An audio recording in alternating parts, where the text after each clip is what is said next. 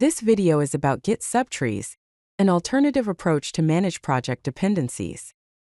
Let us learn about it. Git Subtrees are a Git feature that lets you include code from another repository. It embeds the external code directly into your main repository. No special commands are needed to clone the repository. The history of the subtree is preserved. As diagram shows, the external repositories Subtree A and Subtree B are embedded inside the main repository. Now let us see the difference between Git Subtrees and Git Submodules. With Subtrees, the code is fully integrated into the main repository.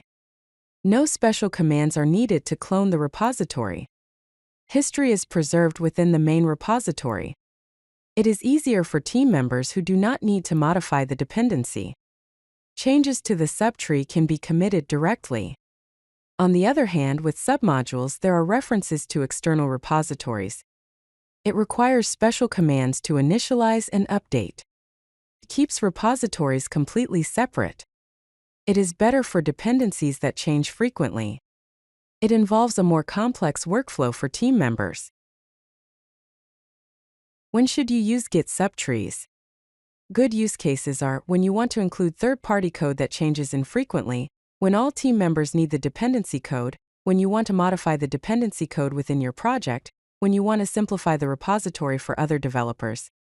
On the other hand, it is not ideal for dependencies that change frequently with upstream updates, when you need to keep the dependency completely separate, very large dependencies that would bloat your repository, when you need fine-grained control over which version of the dependency each developer uses.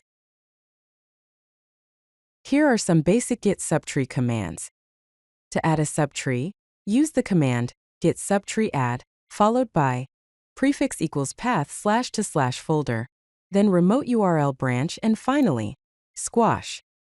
For example, git subtree add, prefix equals vendor / library, https://github.com/user /library, git main, squash.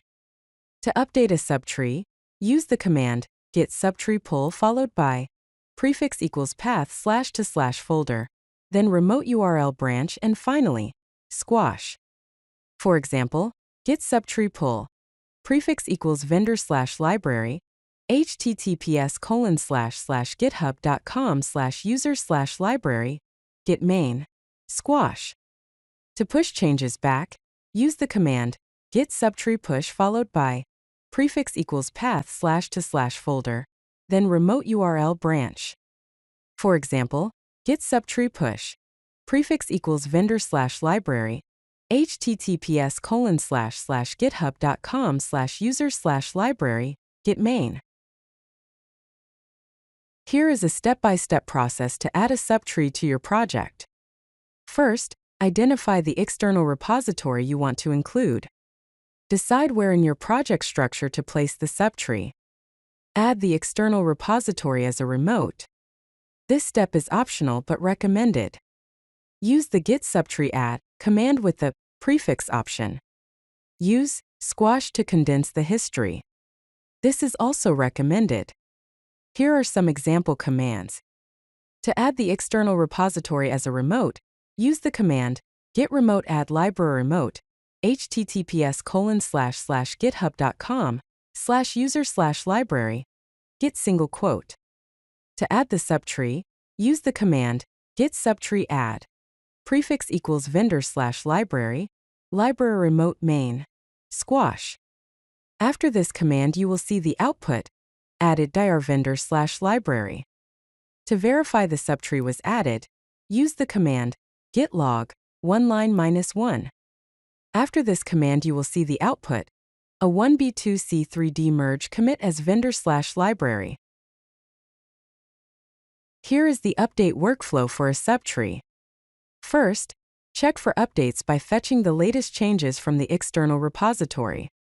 Second, pull changes by using git subtree pull to update your subtree with the latest changes.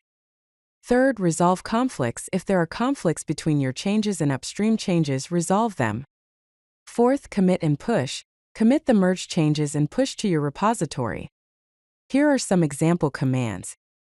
To fetch the latest changes, use the command git fetch library remote. To pull the latest changes into your subtree, use the command git subtree pull. Prefix equals vendor/library, library remote main, squash.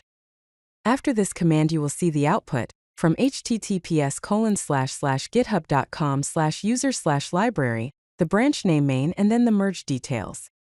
If you have conflicts, resolve them in commit. Use the command git add vendor/library. Then use the command git commit m resolve conflicts in library subtree. To contribute changes back to the original repository, follow these steps. Make changes to the Subtree files in your main repository. Commit the changes to your main repository. Use Git Subtree push to send changes back to the original repository. Create a pull request if you don't have direct write access. Important note: you need appropriate permissions to push directly to the original repository. Otherwise, consider forking the repository first. Here are some example commands. Make changes to files in the subtree. First, change directory to vendor/library. Then edit files. Commit changes to your main repository. Use the command git add vendor/library. Then use the command git commit m update library with new feature. Push changes back to the original repository. Use the command git subtree push. Prefix equals vendor/library, library remote main. Here are some best practices for Git Subtrees. Always use the squash flag when adding or updating subtrees to avoid cluttering your history with all the commits from the external repository. Document your subtrees by keeping a record of all subtrees in your project, including their source repositories, paths, and the commands used to add and update them. Create aliases. Set up Git aliases for common subtree commands to simplify your workflow and reduce typing errors with these complex commands. Avoid modifying subtrees when possible. Avoid making changes to subtree code. If you need to customize the dependency, consider forking it first or using patches. Git Subtrees provide a powerful way to manage dependencies while keeping your repository self-contained and easy to work with. If you like this video, hit that like button and don't forget to subscribe. Visit codelucky.com for more such useful content.